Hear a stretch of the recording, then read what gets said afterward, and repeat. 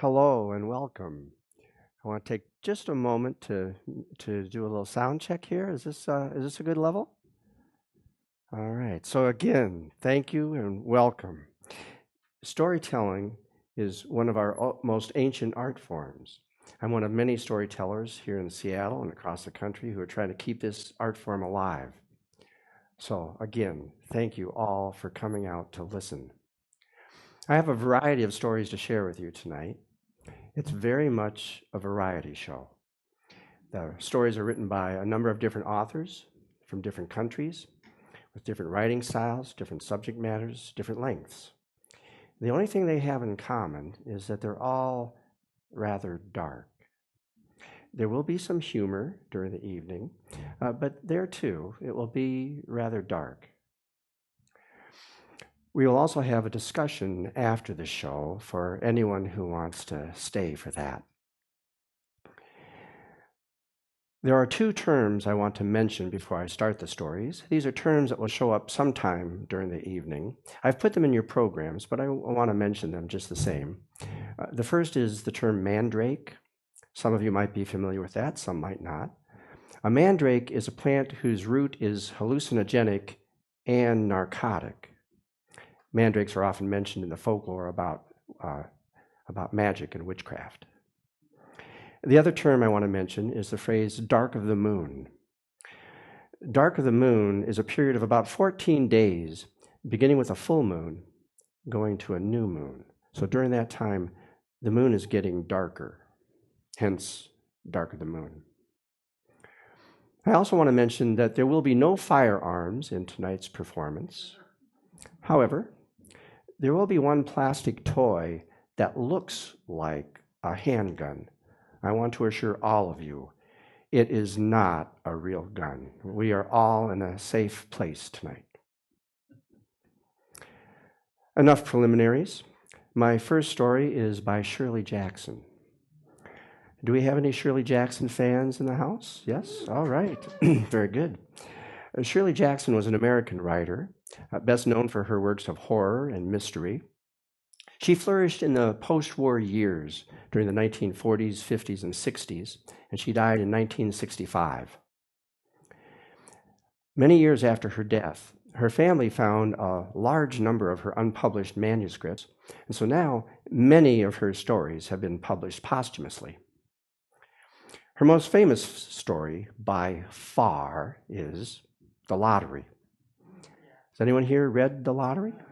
Oh, okay. I am not going to tell that story tonight. I mention it because it caused quite a stir when it was first published in the New Yorker in 1948. That story prompted over 300 letters from readers, many of whom were shocked and outraged by that story. Some of them threatened to cancel their New Yorker subscriptions. That reaction from readers of the New Yorker tells you something about the power of her writing. I'll start with a very short story, a 2-minute story, just to get us warmed up. This one is entitled The Real Me.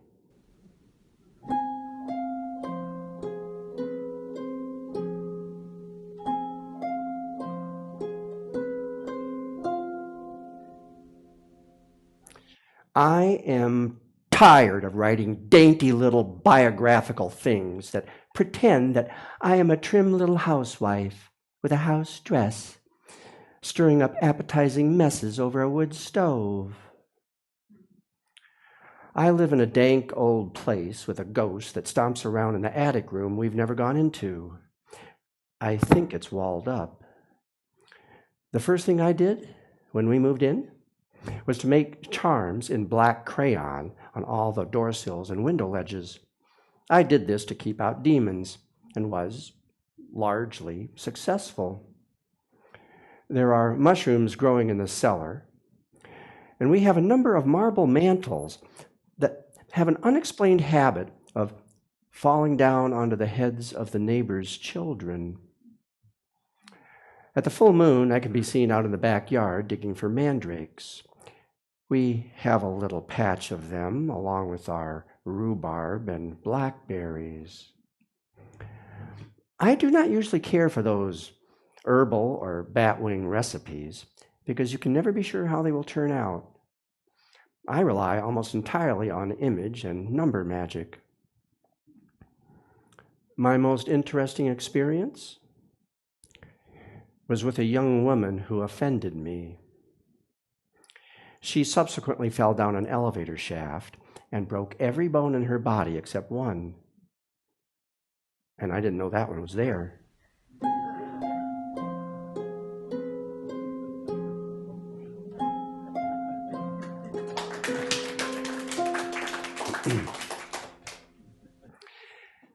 Now that we've started out with a lighthearted story, we'll turn to something more serious. This is a story by Anna Starobinets, a Russian author, born in 1978. She's a rising star in Russian literary circles. She's won a number of literary awards. She also is best known for her works of horror and mystery. Her first publication was a collection of short stories which was described by reviewers as hip, funny, angry, and dark as hell. This story is entitled Rules.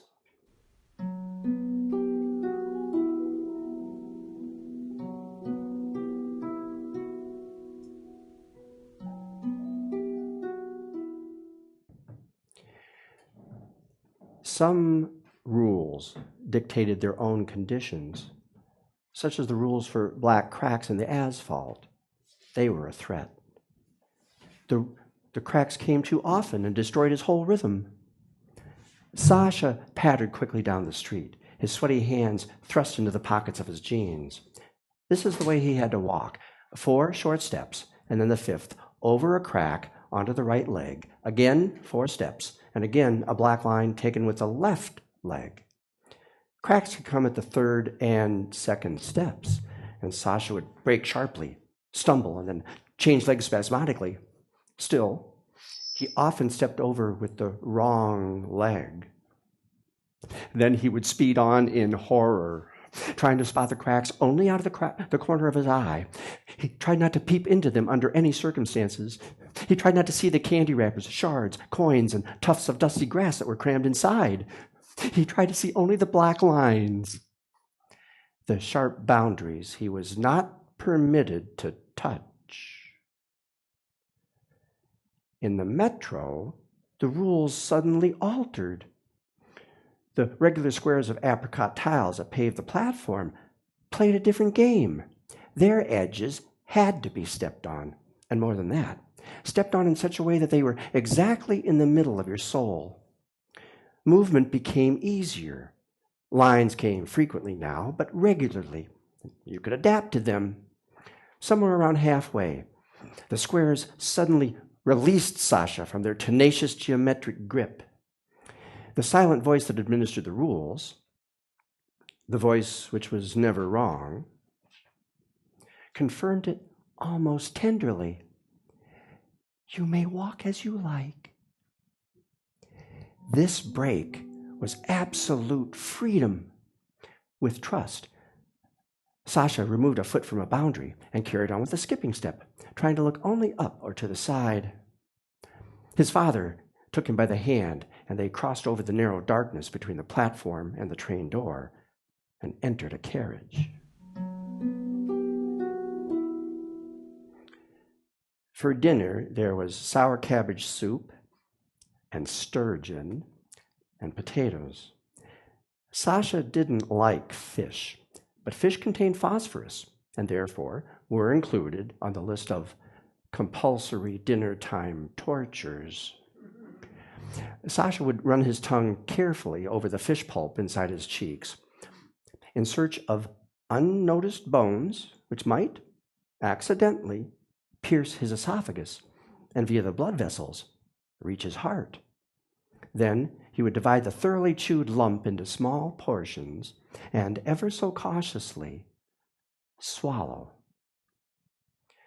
While they were having some tea, the phone rang. His father said, "You pick it up, Sasha. You're nearest." Sasha waited for it to ring exactly 4 times, then picked it up and said, "Hello," in his father's manner. His father finished chewing a piece of nutty wafer cake and put his contented face up against the receiver. "Yes, hello." "No, you've got the wrong number." "Yes, try that other number." 5 minutes later, the song "To Eliza" began playing from the pocket of his father's trousers. "What now? I am quite worn out." "Yes, hello." "Oh, good evening, Victor Alexeyevich." "Yes, I've got all the documents ready." "Well, if it's urgent, I can let you have them today." His father's voice went quiet on the other side of the tightly closed kitchen door. With a clatter, his mother put the lid back on the saucepan of soup and put it away in the fridge. Sasha lay on his back with his eyes closed. He couldn't fall asleep on his back, but the rules forbade him to lie down on his side straight away. On his back first. Besides, he would still have to get up and turn on the light. He waited until his parents had gone to their bedroom and couldn't spot the iniquitous yellow strip under their child's door. It was already 11, and according to the rules strictly observed by the whole family, Sasha was supposed to be asleep. According to the other rules, he had to get up to see if the vase was standing correctly on the windowsill. Previously, there had been none of this. The game had always stopped at night. But recently, these extended hours were happening more and more often. With the electric light on, some objects escaped Sasha's attention. Then, when everything was plunged into darkness, accompanied by a sticky wave of cold sweat, accompanied by the pounding of his heart, objects unexpectedly announced themselves. They might be standing incorrectly. Might have been for a long time. Sometimes objects came to mind that he hadn't adjusted for several days. If they were just left as they were, something would happen. Something terrible. Something final. Something that would make his life a nightmare. Something that would completely disrupt the course of things. If they were adjusted too late, there would be the usual unpleasantness. There was no provision in the rules for rewards, only for punishments, only for constant fear of the crucial mistake. The vase was worrying him a great deal now. Sasha had checked how it was standing before going to bed, but now he started to think that it needed to be shifted after all. A little to the left, the tiniest bit. He got up and flicked the light switch. The vase was standing almost correctly. It just needed to be touched to shift it to the left by some tiny fraction of a millimeter. He quickly brushed the right-hand side of the vase with his hand, turned out the light, and got back into bed. Ready to fall asleep, already on his side, he started to think that something else in his room would remain incorrect if he allowed himself to fall asleep now. Again, he got up and switched on the light. He looked around and almost cried out in horror. His exercise books, his textbooks, his photographs, the picture on the wall, the porcelain ballerina, the calendar, the pens, the paper clips, the computer keyboard, the cassette tapes, the blanket on the bed, everything was incorrect. Worse than incorrect, it was chaos, hopeless and aggressive, the nightmarish mocking joke of things that had come to life. A real war started by rubbers, pencils, the marks on the floor, the calendar, the curtains at the windows, the shadows on the wall.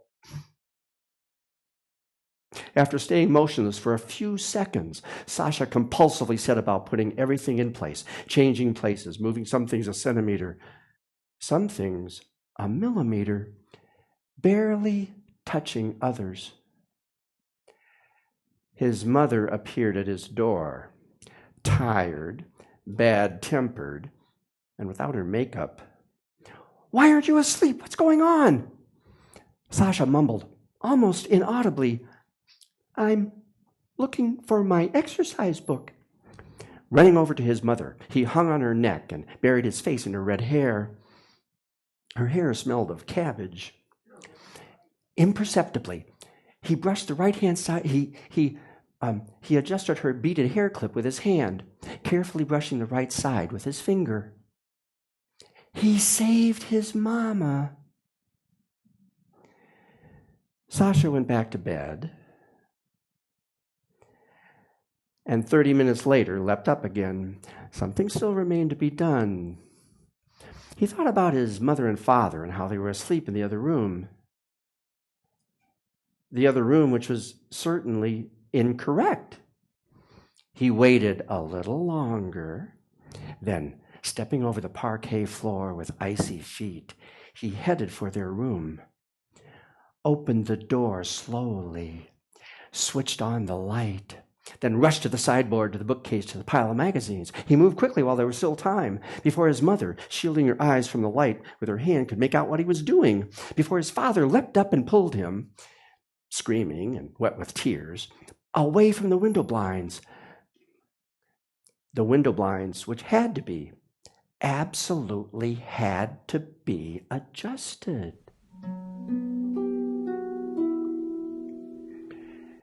In the morning, his mother made him tell her in detail about the game. She reassured him with her gentle words. The metallic sound of her voice managed to muffle that other voice, the silent voice to which Sasha had been listening for over a year. He evaded the sticky maternal kisses and the importunate hands which kept trying to stroke his cheek. With relief, Sasha agreed that there were no rules and that he himself had invented them. And now he just had to stop observing them, and that was that.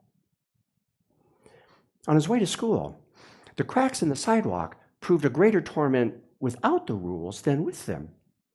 Hunched under his rucksack, he stepped on the crooked black lines and felt that he might possibly be killing someone or hastening some catastrophe. But on the way back, it was already easier. In a couple of days, the cracks no longer seemed to him simply cracks, but already harmless, overthrown enemies. He stepped on them brazenly, with malicious delight. He knew he must be tormenting them by refusing to play. But the judge in this game already seemed to have awarded victory to him. No one punished him for ignoring the rules. There was no thunder and no lightning. Sasha was a bit uneasy as he spent his first evening without the rules. No fewer than 100 objects crowded in disorderly fashion on the table, the shelves, the bookcase, the windowsill. Surprised by his disregard, they remained in the most incorrect positions, unpunished. They waited for darkness and began threatening. They got sniffy and hinted that the crucial mistake had already been made and that its inevitable, irreversible consequences would come soon, bringing ugly distortions to the world. This would not be one of those comprehensible calamities. No. Events at first glance unimportant and even pleasant would simply transform themselves at any moment into an ugly serpentine chain, which would lead to the catastrophe and then the end. Sasha pushed back the edge of the blanket, but remained lying down. To get up now would mean to admit his utter defeat, or, if Mama was to be believed, his cowardice. After all, what could be more stupid than leaping out of a warm bed to move a pencil box 5 or 6 centimeters? To calm himself down, Sasha put his cold, sweaty hand inside his pants, counted to 3, stopped, counted again, then stopped on the count of 3. Suddenly he pulled his hand out in horror, hunching up, swallowing his tears, and breathing quickly. He had forgotten to call off this part of the game. Counting to 3 was no longer compulsory. He must stop doing it.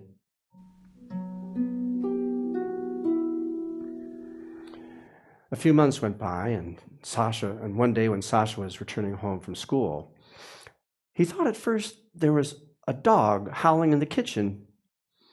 Maybe it had run away again from their neighbor and somehow found its way into their apartment.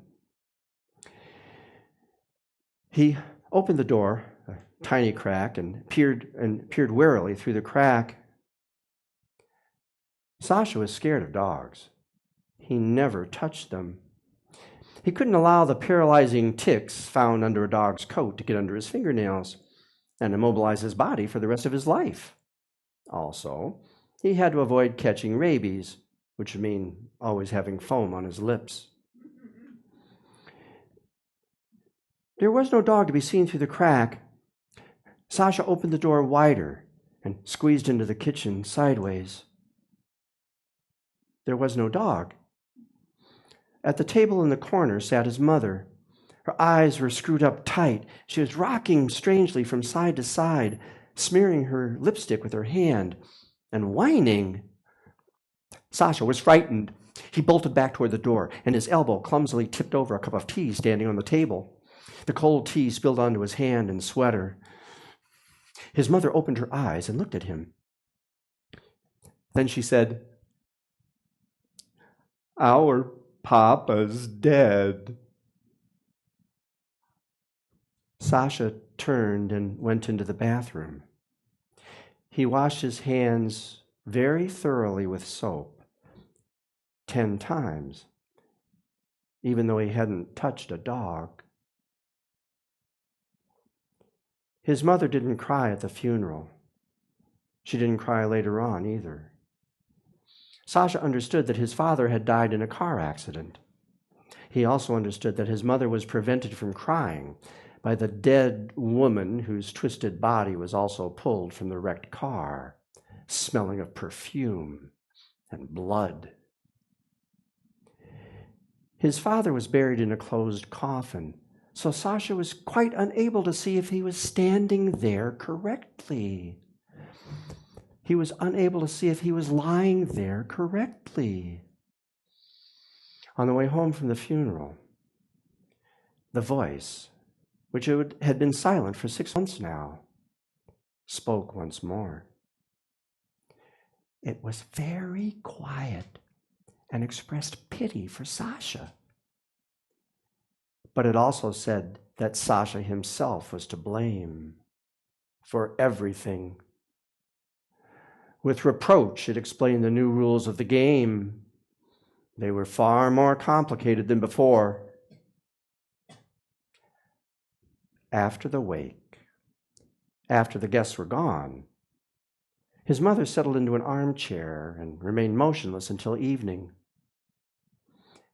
As the room was getting dark, Sasha went up to her, slowly, so as to have time to count to 7. Then he said, "Mama, the way you're sitting is wrong." She looked at him, but she didn't move, and she didn't reply. Sasha went into the kitchen and took a knife out of the drawer. The one furthest to the left, the one with the wooden handle. Then he went back into the other room and said, "Mama, the way you're sitting is wrong."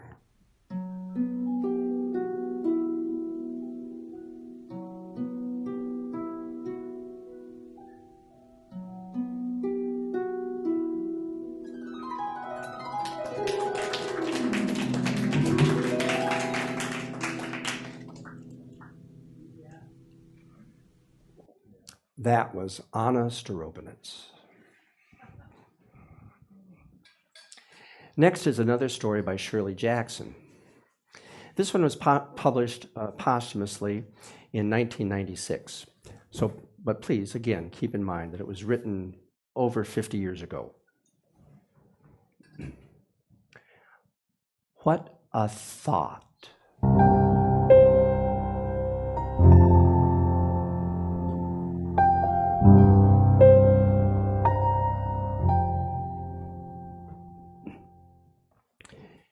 Dinner had been good. Margaret sat with her book on her lap and watched her husband digesting, an operation to which he always gave much time and thought. As she watched, he put his cigar down without looking and used his free hand to turn the page of his paper. Margaret found herself thinking, with some pride, that unlike many men she had heard about, her husband did not fall asleep after a good dinner. She flipped the pages of her book idly. It wasn't interesting. She knew that if she asked her husband to take her to a movie or out for a ride or to play gin rummy, that he would smile at her and agree. He was always willing to do things to please her, even after 10 years of marriage.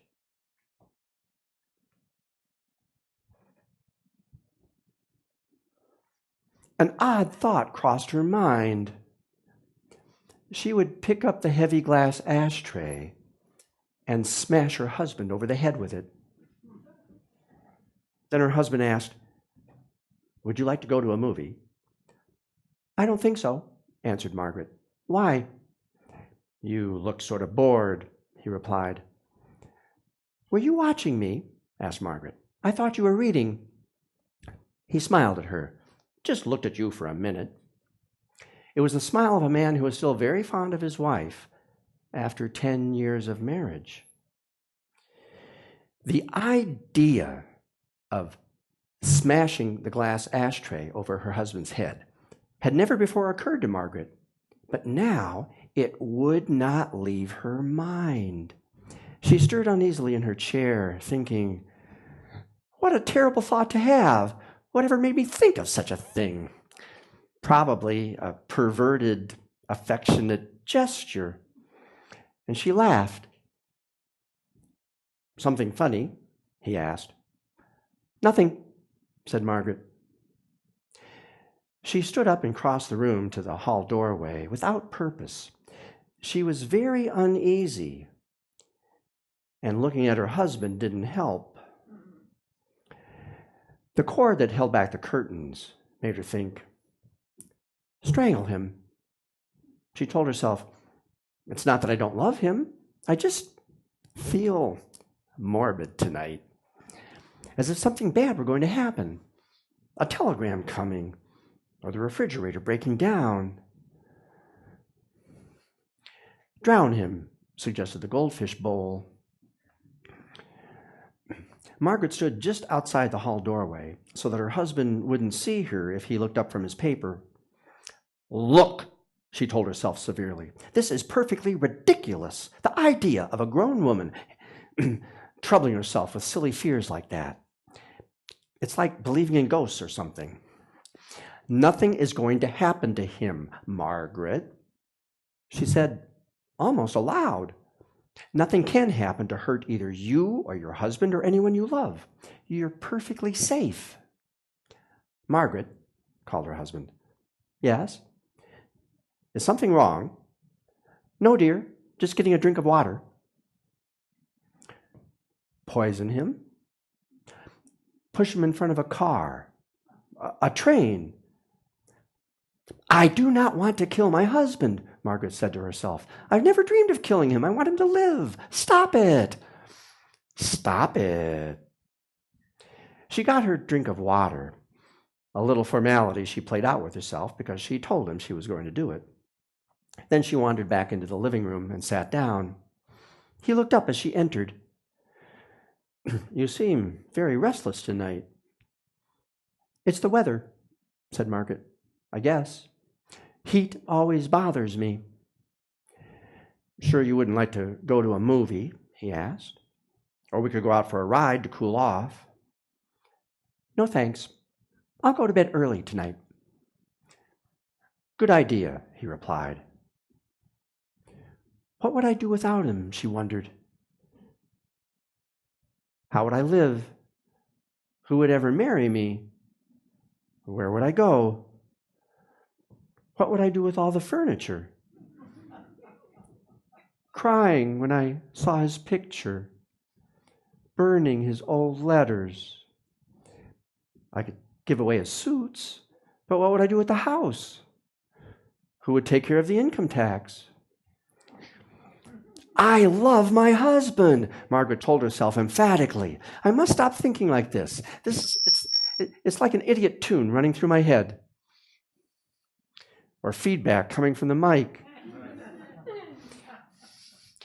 She got up again to turn on the radio. The flat voice from the announcer irritated her, so she turned the radio off again. She walked over to the bookcase, took down a book, and then another, leafing through them without seeing the pages. She was thinking, I don't really have a motive. They would never catch me. Why would I kill my husband? She could see herself saying tearfully to an imaginary police lieutenant,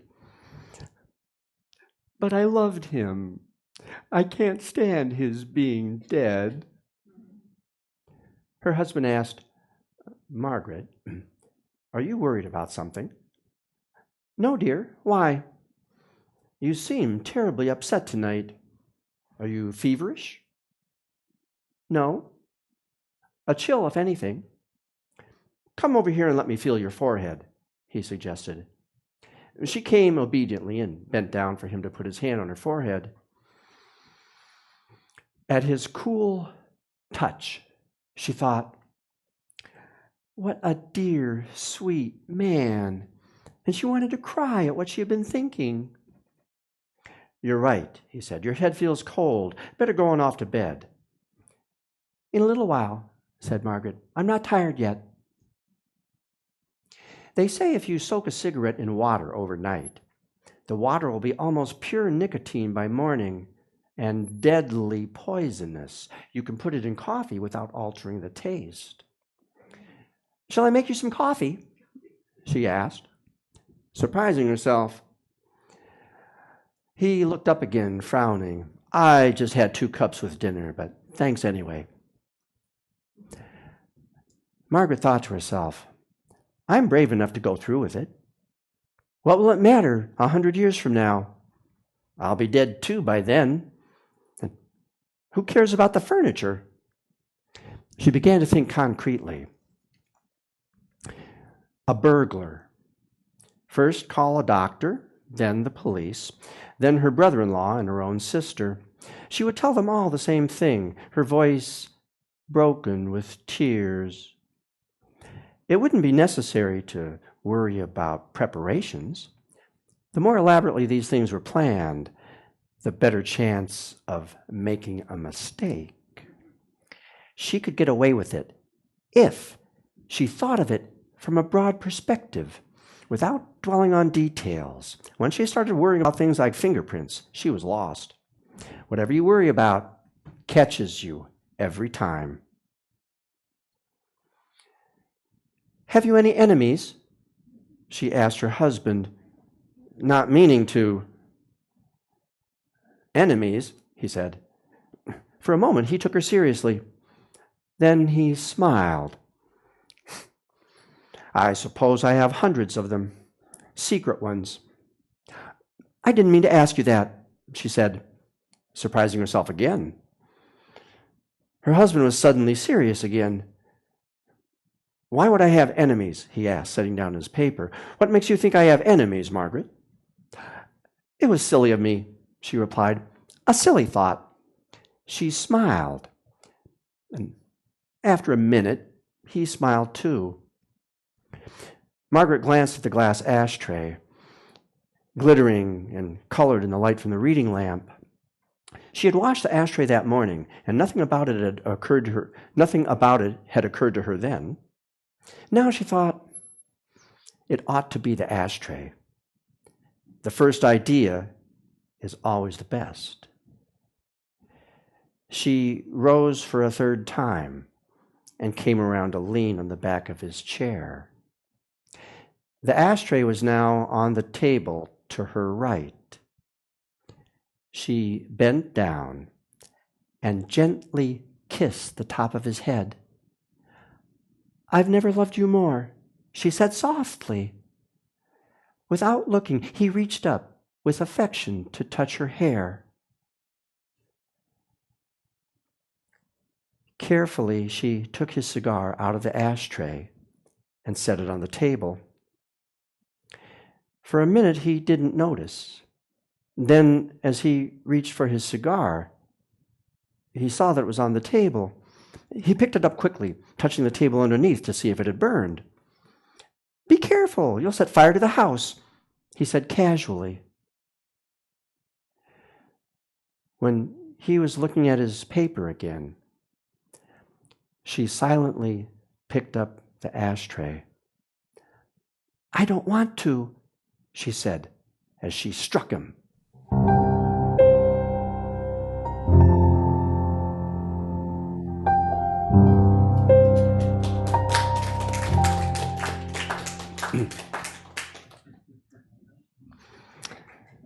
You gotta love Shirley Jackson.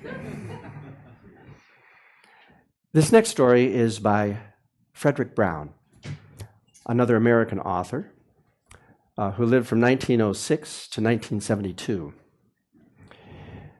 He produced work in a variety of genres: mystery, science fiction, short fantasy, dark black comedy, and sometimes all of the above. A number of his works have been adapted for film and television, including episodes of The Outer Limits, Alfred Hitchcock Presents, and Star Trek. This story is rather unusual. Most of the stories that I tell are stories that I understand. This story is an exception to the rule. I don't really understand what it means. I have a theory, which I'm happy to share with you after the show. But it is just a theory. And it turns out there are discussions of this story online. And people have offered many theories about what this story means. I'm hoping it will generate some good discussion. The House.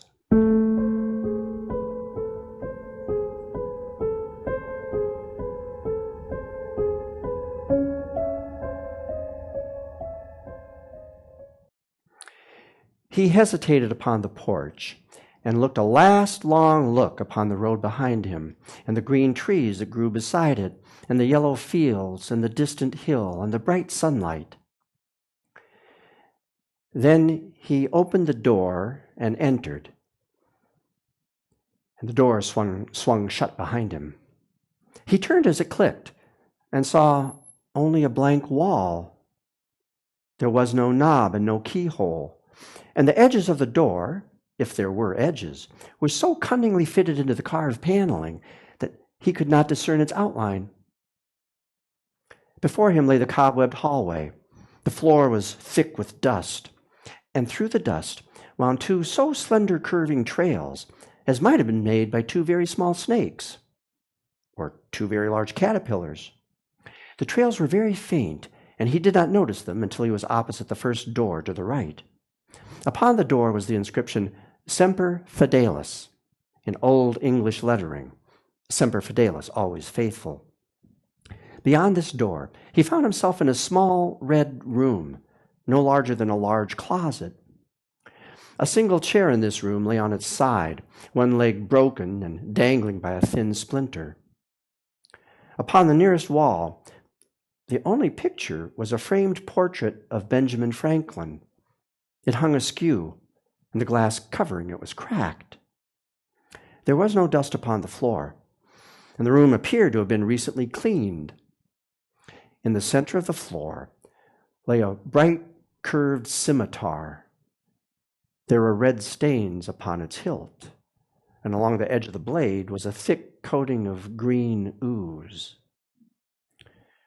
There was nothing, aside from these things, the room was empty. He stood in this room for a long time, then crossed the hallway to the room opposite. It was large, the size of a small auditorium, but the bare black walls made it seem smaller at first glance. There was row upon row of purple plush theater seats, but there was no stage. And the rows of seats started only a few inches from the blank wall they faced. There was nothing else in the room, but upon the nearest seat lay a neat pile of programs.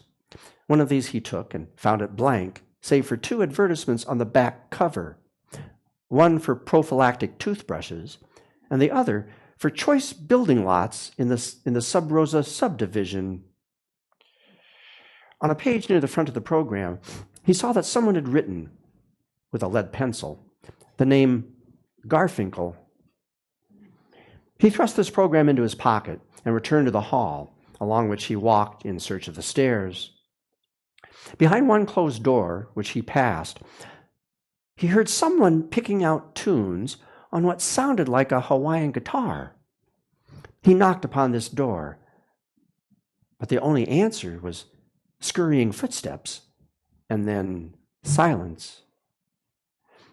When he opened the door and peered within, he saw only a decaying corpse hanging from the chandelier, and an odor so hurled itself upon him, so nauseating, that he quickly closed the door and walked onto the stairway. The stairway was narrow and winding. There was no banister, and he clung close to the wall as he ascended. He saw that the first 7 steps from the bottom had been scrubbed clean, but on the step in the dust above the 7th step, he again saw the 2 winding trails. On the 3rd step from the top, they converged and then vanished. He entered the first door on his right and found himself in a spacious bedroom, lavishly furnished. He crossed immediately to the carved poster bed and pulled aside the curtains. The bed was neatly made, and he saw a piece of paper pinned to the pillow.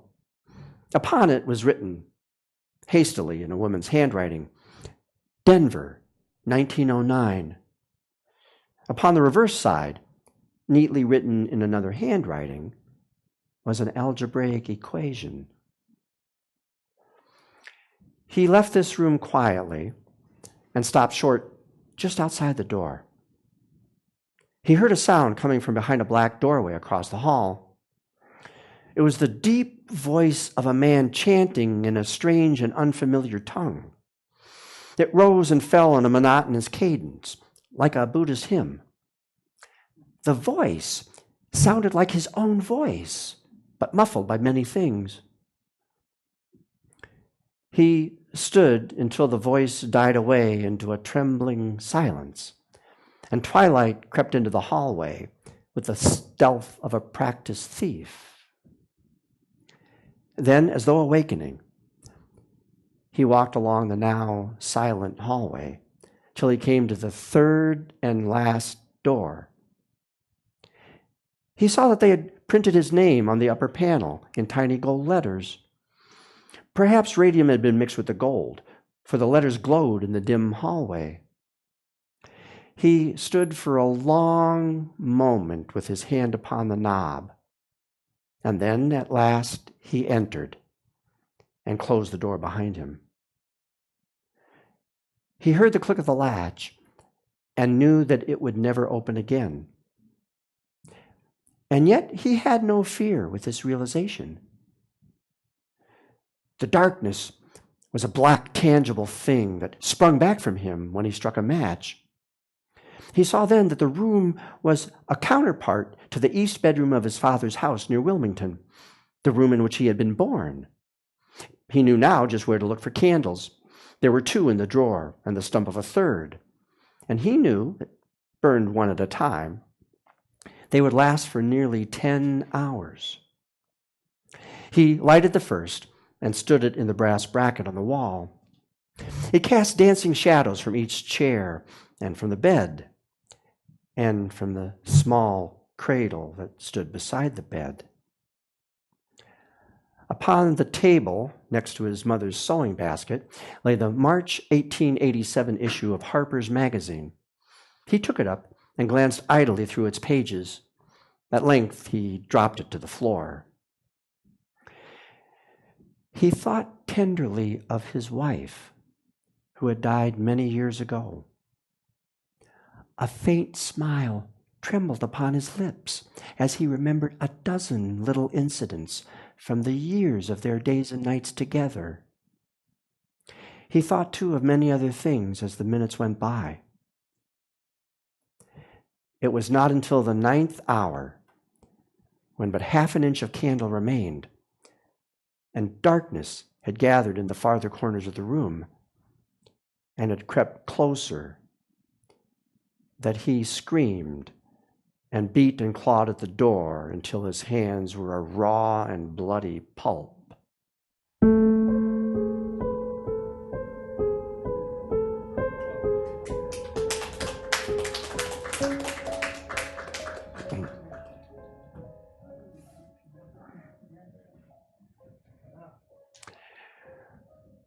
We will have a 10-minute intermission.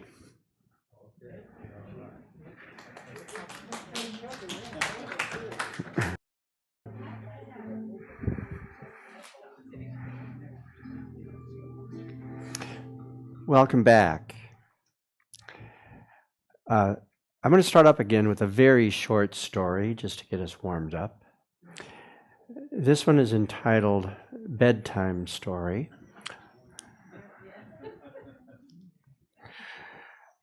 Make of it what you will.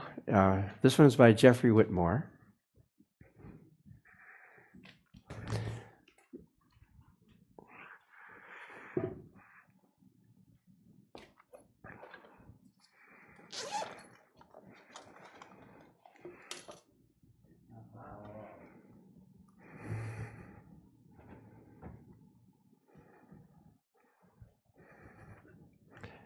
Bedtime Story.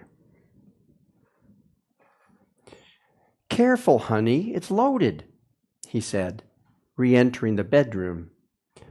Her back rested against the headboard. "This for your wife?" He shook his head. "No, too chancy. I'm hiring a professional." She looked at him. "What about me?" He smirked. Cute, but who would be dumb enough to hire a lady hitman?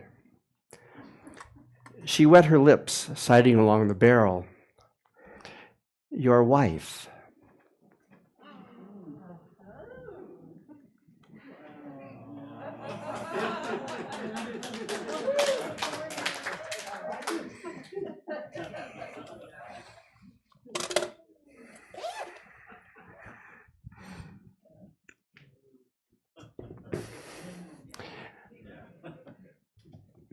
We'll do one more very short story, a 2-minute story. This one is also, Into the Night by Dick Skeen. This is a very unusual story as well. It contains no complete sentences and no sentence fragments. The entire story consists of a list of words. Nonetheless, I am sure that all of you will be able to follow this story if you use your imagination to read between the lines, or in this case, to read between the words. Into the night. Look, smile, teeth, lips, voice, sexy, car, feel, apartment, couch, music, dance, lights, drink, moist, dry, soft, firm, fast, slow, easy, hard, leg, knee, thigh, shoulders, breast, fingers, silky, rough, breath. Living room, bedroom, bathroom, kitchen, Basement. Bed, pillow, shower, cigarettes, coffee, naked, stockings, brassiere, dress, shirt, rattle, door, husband, scramble, kill, window.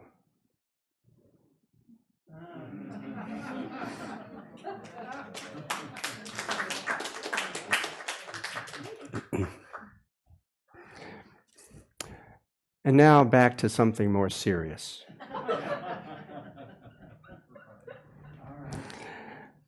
This next story is by Ursula K. Guin, another American author who lived from 1929 to 2018. She is best known for her works of speculative fiction, including science fiction and fantasy. She wrote over 20 novels and more than 100 short stories. This one is entitled The Wife's Story.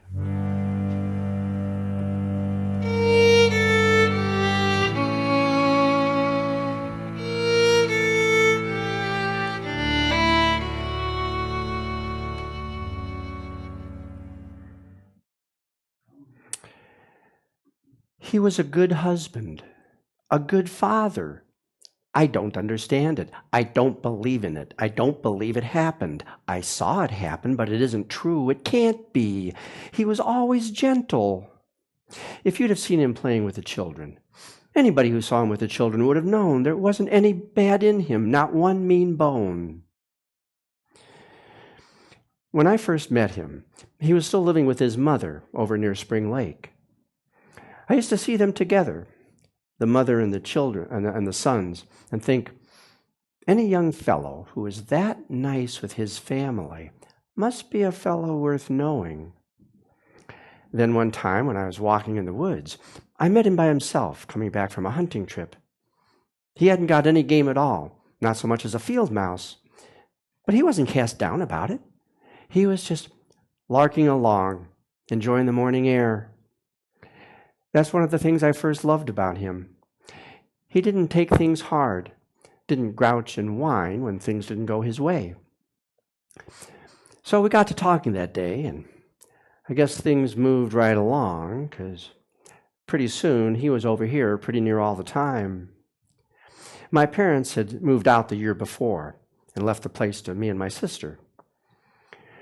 Her sister said, kind of teasing, but serious, well, if he's going to be here every day and half the night, I guess there isn't room for me. And she moved out, just down the way. We've always been real close, her and me. That's the sort of thing doesn't ever change. I never could have got through this bad time without my sis. So he came to live here, and all I can say is, it was the happiest year of my life. He was purely good to me, a hard worker and never lazy, and so big and fine looking. Everybody looked up to him, you know, young as he was. Lodge meeting nights, more and more often, they had him to lead the singing. He had such a beautiful voice. He'd lead off strong with the others following and joining in, high voices and low. It brings the shivers on me now just to think of it, hearing it. Nights when I'd stayed home from meeting, when the children was babies, the singing coming up through the trees there, the moonlight on those summer nights, the full moon shining. I'll never hear anything so beautiful. I'll never know a joy like that again. It was the moon. That's what they say. It's the moon's fault and the blood. It was in his father's blood. I never knew his father, and now I wonder what become of him. He was from up Whitewater Way and had no kin around here. I always thought he went back there, but now I'm not sure. There was some talk about him, just tales that come out after what happened to my husband.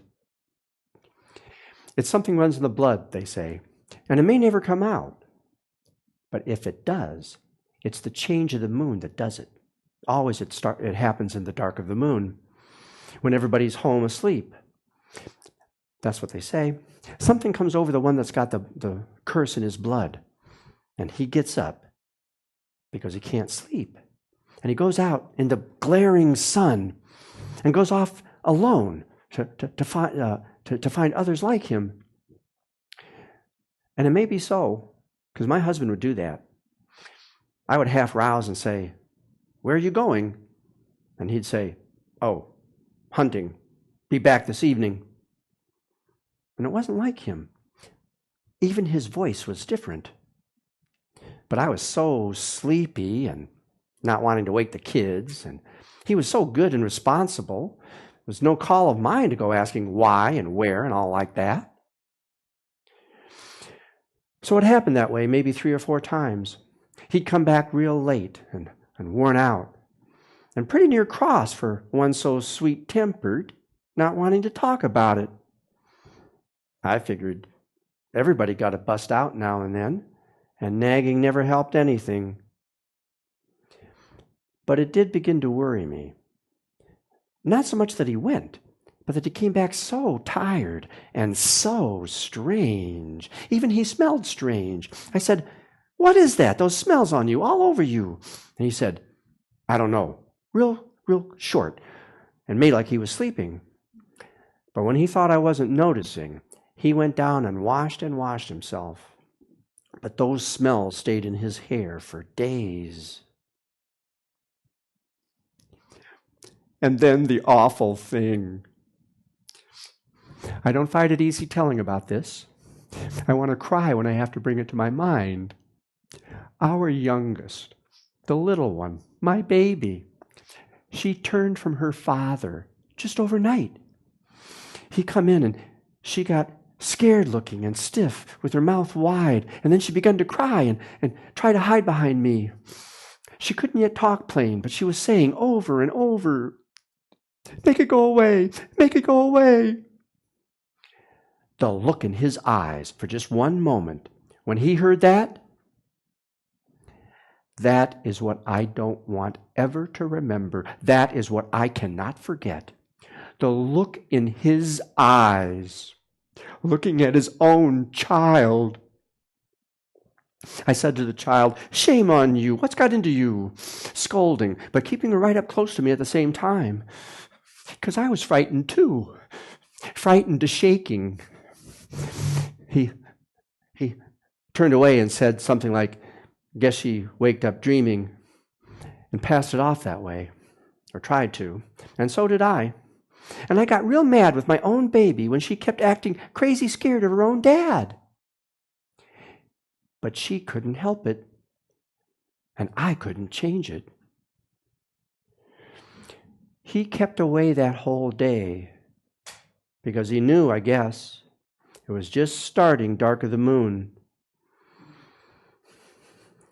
It was hot inside and dark, and we'd all been asleep some time when something woke me up. He wasn't there beside me. I listened in the dark and heard a little stir in the passage. So I got up because I could bear it no longer. I went out into the passage, and it was light there, hard sunlight coming in from the door, and I saw him standing just outside in the tall grass by the entrance. His head was hanging, and then he sat down like he felt weary and looked down at his feet. I held still and watched, not knowing what for. Then I saw what he saw. I saw the changing. It was in his feet first. They got long. Each foot got longer, stretching out, the toes stretching out, the foot getting long and white and fleshy and white, and no hair on them. The hair began to come away all over his body. It was like his hair burned off in the sunlight and was gone. He was white all over then, like a worm's skin. He turned his face. It was changing while I looked. It got flatter and flatter, the mouth getting flat and wide, and the teeth grinning flat and dull, and the nose just a knob of flesh with nostril holes, and the ears gone, and the eyes turned blue with white rims around the blue, staring at me out of that flat, soft, white face. He stood up then on 2 legs. I saw my own dear husband turned into the hateful one. I couldn't move. But as I crouched there in the passage, staring out into the day, I was trembling and shaking with a growl that burst into an awful howling, a grief howl, and a terror howl, and a calling howl. And the others heard it, even sleeping, and woke up.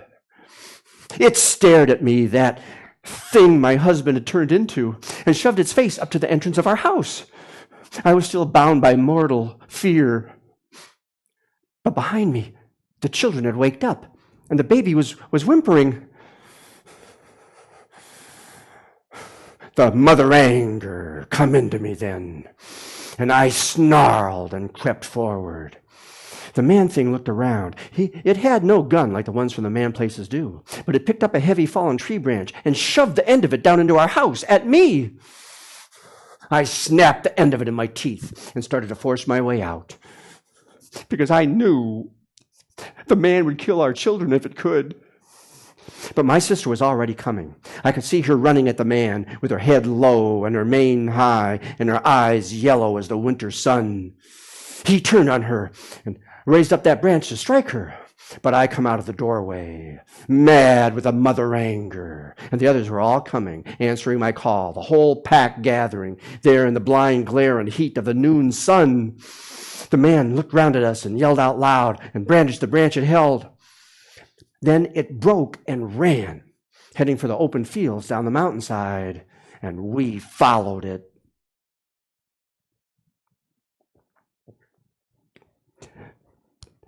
I was last, because love still bound the anger and the fear in me. I was running when I saw them pull it down.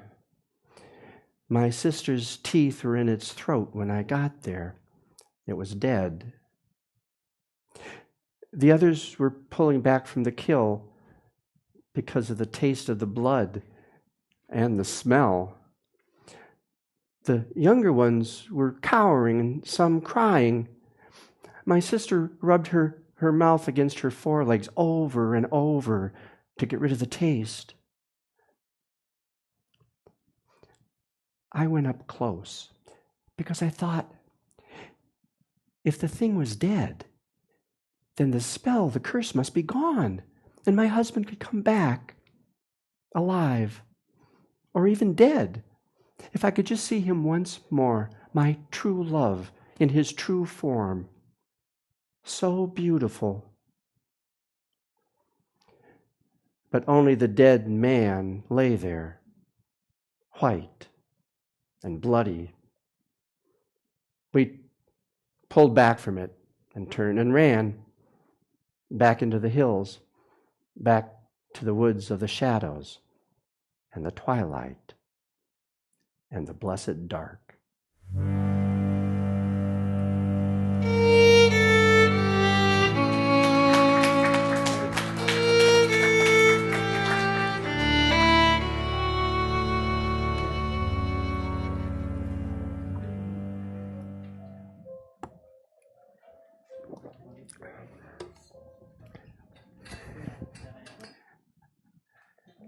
That brings me to my last story of the evening. I want to thank you all again for coming out to listen. It's been a very warm crowd. I also want to thank 18th and Union for co-producing this with me. They have an awesome staff. They're so supportive. And please help me thank 18th and Union for supporting local artists.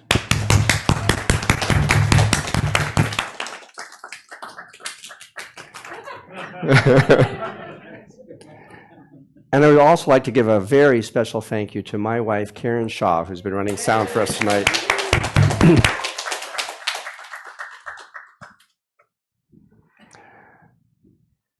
This is another story by Shirley Jackson.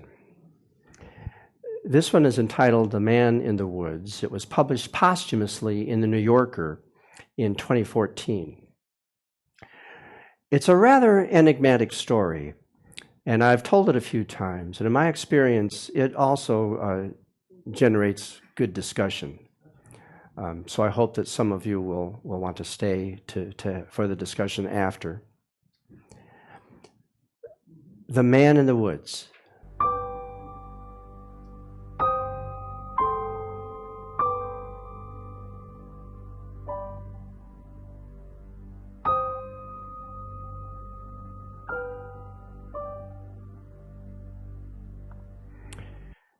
Christopher went on down the road, wearily, moving his feet because he had nothing else to do, hating the trees that moved slowly against his progress, hating the dust beneath his feet, hating the sky, hating this road, all roads, everywhere. He had been walking since morning, and all day the day before that, and the day before that, and days before that, days that dissolved seemingly years ago into the place he had left once, before he started walking. This morning he had been walking past fields, and now he was walking past trees that leaned across the road, bending their great bodies toward him. Christopher had entered the forest at a crossroads, turning onto the forest road, as though he had a choice. He looked back once to see the other road, the one he had not chosen. The cat had joined him shortly after he entered the forest, emerging from between the trees. The cat surprised him at first, and then, oddly, comforted him. The cat stayed beside him and moved closer to him as the trees pressed insistently closer to them both. Christopher stopped once to rest at the edge of the forest, at the edge of the road. He rubbed the cat's ears and pulled the cat's tail affectionately and said, "Where are we going, fellow? Any ideas?" The cat closed his eyes meaningfully and opened them again.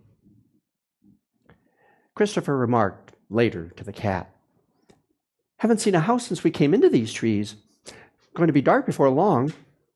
With apprehension, he glanced at the trees so close to him, irritated by the sound of his own voice in the silence, as though the trees were listening to him, and listening had nodded solemnly to one another. About an hour before dark, Christopher and the cat paused, surprised by a turn in the road, because ahead of them stood a house. A neat stone wall ran from the house down to the road, and smoke rose from the chimneys. It was an old house, comfortable looking, made of stone like its fence. It was easily found in the forest because it was at the end of the road, which was not a road at all, of course, but merely a way to the house. Christopher thought briefly of the road he had not followed. Then, with the cat at his heels, he walked up to the front door of the house. The sound of a river came from among the trees that pressed closely against the sides of the house. The river knew a way out of the forest because it moved along sweetly and clearly, unafraid among the dark trees. Christopher knocked politely on the front door. A young woman opened it and said, "Come in, then." Christopher stepped inside, followed closely by the cat. The young woman stood back and looked at Christopher for a minute, her eyes searching and wide. She wore a long green dress gathered at the waist by a belt made of grass woven into a rope. She was barefoot. Christopher stood uneasily just inside the door, looking at her as she looked at him. The cat went inside to explore, stopping curiously at corners and closed doors, glancing up once into the dark stairway at the far end of the hall.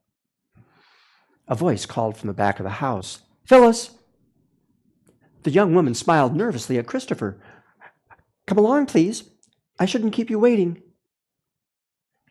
He followed her to the door at the back of the hall and was grateful for the light that greeted them when she opened it. It led directly into a great warm kitchen, glowing with an open fire on its hearth. It was well lit by 3 kerosene lamps set around the room. A second woman stood at the stove, watching the steaming pots that smelled of onions and herbs. Christopher closed his eyes against the unbelievable beauty of warmth and light and the smell of onions. The woman at the stove turned to look at Christopher and said with finality, "Well."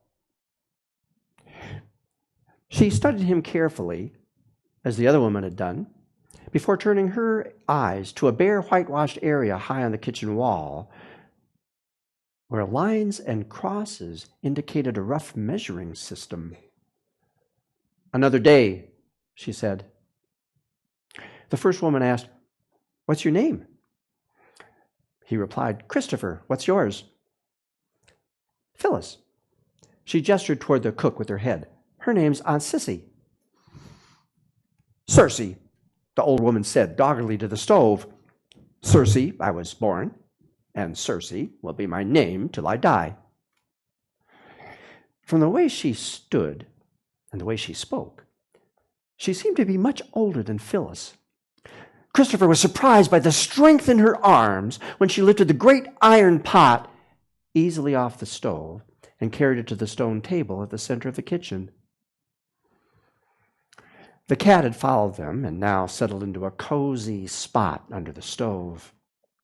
Phyllis laid a cloth over the stone table and set heavy plates and mugs around the table in 4 places. Aunt Sissy asked, "Are we almost ready then?" She swept her eyes across the table, adjusted a fork, then moved over to the wall by the doorway. She stood there, quiet and erect, and Phyllis went to stand beside her. Footsteps approached from the hall, and after a minute's interminable pause, the door opened. The 2 women stayed respectfully by the wall, and Christopher stood still as his host entered the room. He was a man toward the end of middle age. His face was lined and tired, and he was dressed as the women were, in a long green robe tied at the waist, and he too was barefoot. He stood in the doorway with the darkness of the hall behind him, his eyes bright and curious. He regarded Christopher for a long minute before turning his eyes to the crude measuring system on the upper wall. At length, he turned back to Christopher. His voice was resonant. "We are honored to have you here." Without speaking again, he took his seat at the head of the stone table and gestured to Christopher to take the place on his right.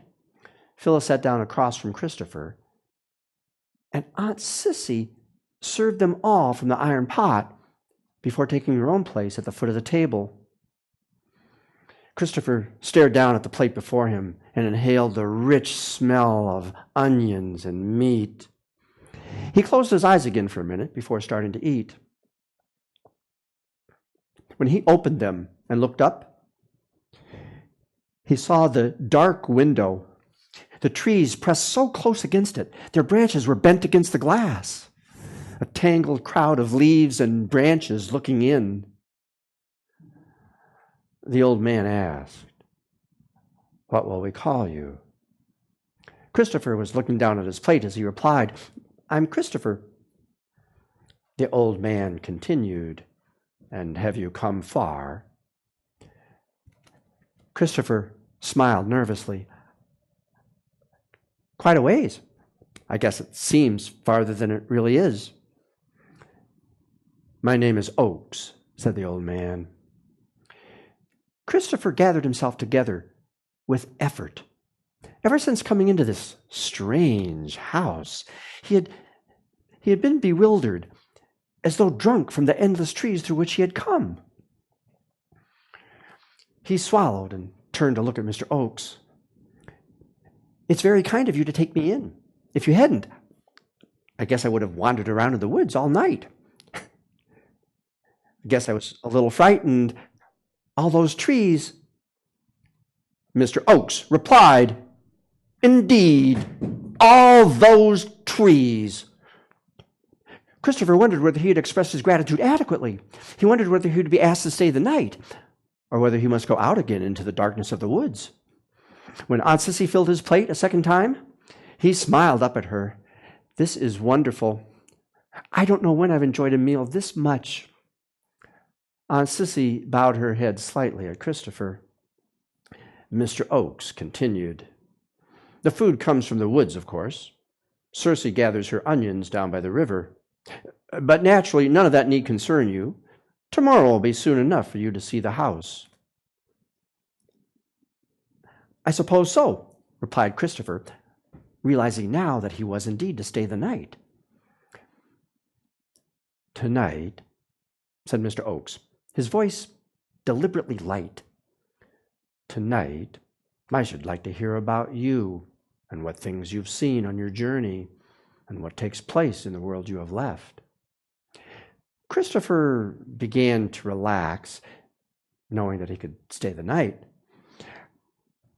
"I don't know quite how I got here. I just took the road into the woods. Before that, I passed some farmhouses and a little town. And before that, I was studying." After an awkward pause, Christopher spoke candidly. "I don't know why I left. One day I was there in college like everyone else, and the next day I just left without any reason except that I did." He glanced from Mr. Oakes to Phyllis to Aunt Sissy. They were all looking at him with blank expectation. He said lamely, "I guess that's all that happened before I came here." Phyllis spoke softly, with her eyes down. "He brought a cat with him." "A cat?"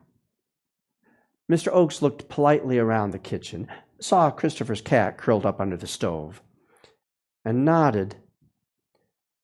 "One brought a dog," he said to Aunt Sissy. "Do you remember the dog?" Aunt Sissy nodded. After the meal was over, Mr. Oakes, carrying a candle, led Christopher up the dark stairway at the end of the hall to a stone room at the top of the house, the room where Christopher would stay the night. Christopher's cat followed them to this room. When his host was gone, Christopher looked around the small room.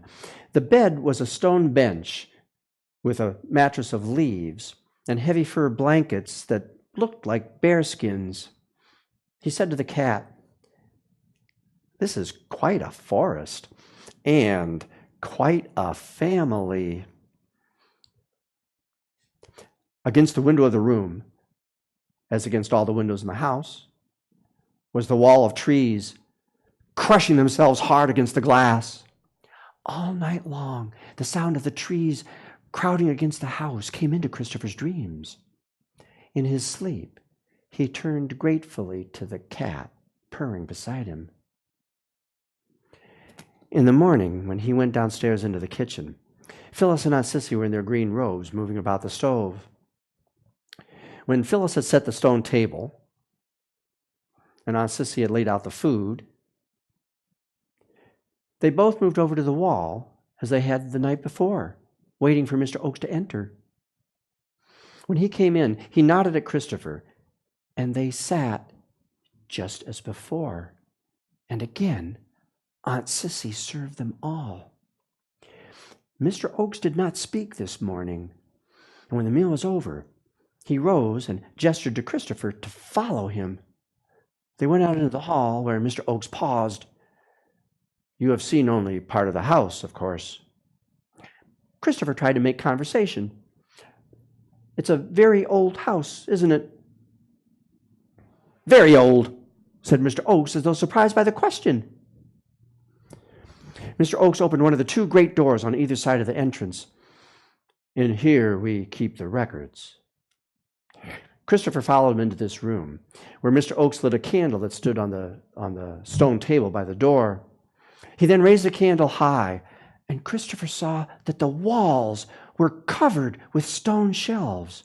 On some of the shelves stood great leather-covered books, and on others lay stone tablets and parchments. Mr. Oakes spoke sadly. They are of great value. I have never known how to use them, of course. It is my sorrow that I cannot use these things of great value. At one time there were many more, many, many more. I have never known how they came to be destroyed. Still carrying the candle, he led Christopher out of this room, shut the big door behind them, and led them across the hall into another room. Christopher saw that it was a large bedroom, and he also saw the dark window with the trees pressing close against it. Mr. Oakes explained, "This, of course, is where I sleep to guard the records." Again, he held the candle high, and Christopher saw a stone bench, like the one he had slept on, covered with heavy furs. Above the bench were two pegs protruding from the stone wall, and upon the pegs rested a long, glittering knife. "I am the keeper of the records," said Mr. Oakes. He then smiled at Christopher in the candlelight. "We are like two friends, one showing the other his house." At this, Christopher tried to smile. Mr. Oakes laughed. "Let me show you my roses." Christopher followed him back into the hall, where Mr. Oakes blew out the candle and left it on a stone shelf by the door. They walked out the front door to a tiny cleared patch in front of the house. The forest was barely held back by the stone fence, the trees edging as close to the fence as possible. Christopher felt, just as he had felt since yesterday, that the forest was embracing the little stone house in horrid possession. Mr. Oakes now spoke with a warm voice. "These are my roses. I planted them myself. I was the first one to clear away even this much of the forest." He leaned over the roses affectionately. "They must be tied up against stakes in the spring if they are to grow." Christopher nodded. "Someday the roses will cover the house, I imagine." Mr. Oakes turned eagerly toward him. "Do you think so? My roses?" Christopher replied awkwardly, "It looks like it." Mr. Oakes shook his head and smiled. "Remember who planted them." They went back inside and through the hall and into the kitchen. As they entered, Phyllis and Aunt Sissy stood by the wall just as before. Again, they sat at the stone table, and Aunt Sissy served them all. And again, Mr. Oakes said nothing while they ate. When the meal was over, he stood up and bowed to Christopher before leaving the room. After clearing the table, the two women seemed to be unusually occupied. Aunt Sissy, at the stove, set down iron pots enough for a dozen meals. Then she disappeared into an alcove and came back carrying the trussed carcass of what seemed to be a wild pig, and she and Phyllis set this on the spit before the great fireplace. Christopher asked, "What are you making?" "A feast," said Phyllis, glancing at him quickly and then glancing away. "And who is coming to your feast?" he asked. Phyllis looked at him, and Aunt Sissy half turned from the stove. There was a silence in the kitchen. A silence of no movement and almost no breathing. And then before anyone could speak, the door opened and Mr. Oakes entered. He was carrying the knife from his bedroom, and he held it out for Christopher to see. When Mr. Oakes had seated himself at the stone table, Aunt Sissy disappeared into the alcove again and came back with a grindstone, which she set before Mr. Oakes. Deliberately, slowly, with caution, and with love, Mr. Oakes set about sharpening the knife. He held the bright blade against the moving stone, turning the edge little by little with infinite delicacy. Looking up from the grindstone, he spoke to Christopher over the sound of the knife. "You say you've come far." "Quite a ways," answered Christopher, watching the grindstone. "And you were a scholar?" "Yes," said Christopher, "a student." Mr. Oakes again looked up from the knife, and then looked up at the estimate marked on the wall. "Christopher," he said softly, as though estimating the name. When the knife was razor sharp, he held it up to the light from the fire, studying the blade. Then he smiled at Christopher and shook his head. "As sharp as any weapon can be." Mr. Oakes looked at Phyllis for a minute, and then at Aunt Sissy. Then, with the sharpened knife in his hand, he walked over and put his free arm around Christopher's shoulder. "Will you remember about the roses? They must be tied up in the spring if they are to grow at all." For a minute, his arm stayed warmly around Christopher's shoulders. Then, carrying the knife, he walked over to the back door and waited while Aunt Sissy came to open it for him. He stepped outside, and Aunt Sissy closed the door behind him. For a minute, she leaned her back against the door, watching Christopher. Then, standing away from it, she opened it again. Christopher walked slowly over to the open door, as Aunt Sissy seemed to expect he would. He heard Phyllis's voice from the hearth behind him. She spoke softly. "He'll be down by the river. Go far around and come up behind him." Christopher stepped outside, and the door shut solidly behind him. He leaned against it, looking with frightened eyes at the trees reaching for him on either side. Then he pressed his back against the door in terror as he heard the voice calling from the direction of the river. It was so clear, ringing through the trees, that he hardly knew it as the voice of Mr. Oakes. "Who is he who dares enter my woods?"